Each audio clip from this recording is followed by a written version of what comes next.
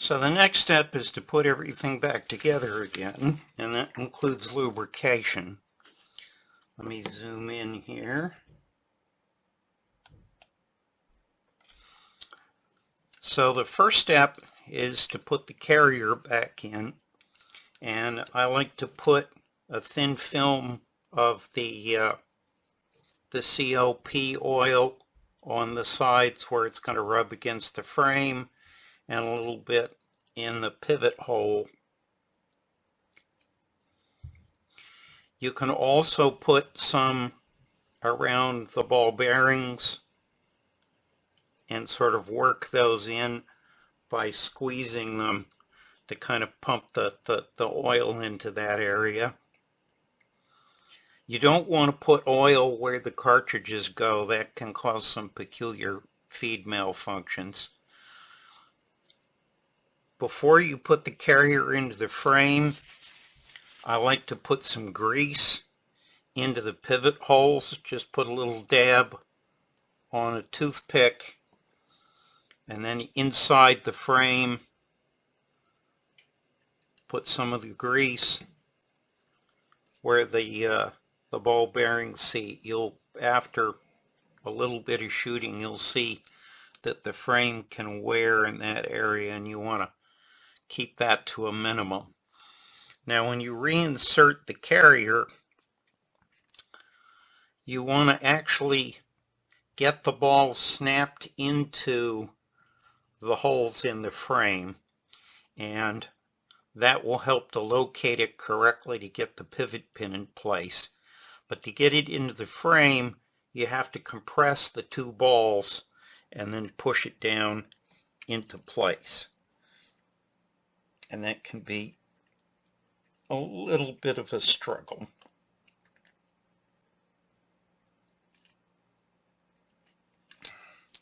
Alright, so I've got it started, and you can use the pivot hole location in the carrier and the frame to sort of line things up. In this case, the carrier is way too far forward, so I scooted it back, and I could feel the ball bearings snap into place. And at this point, the carrier lines up nicely with the hole in the frame for the pivot pin. So at this point, the next step is to get the ejector spring in place, and I like to put a couple drops of oil on that, put it down inside the hole.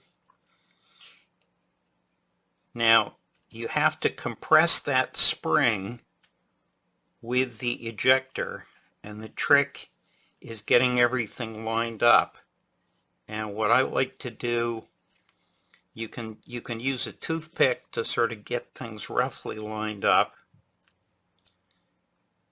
And if you look through the hole, you can see when it's pretty close. And then you can use the dummy pin through the frame to hold everything together. Once the dummy pin's in place, you take the real pivot pin. You need to have the notch on the left-hand side. So you just push the dummy pin out with the actual pivot pin, just nice and slow.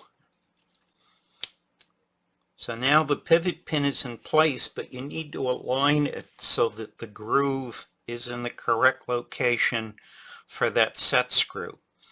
So you can use a toothpick or the dummy pin and push it part way out so that you can see where that notch is.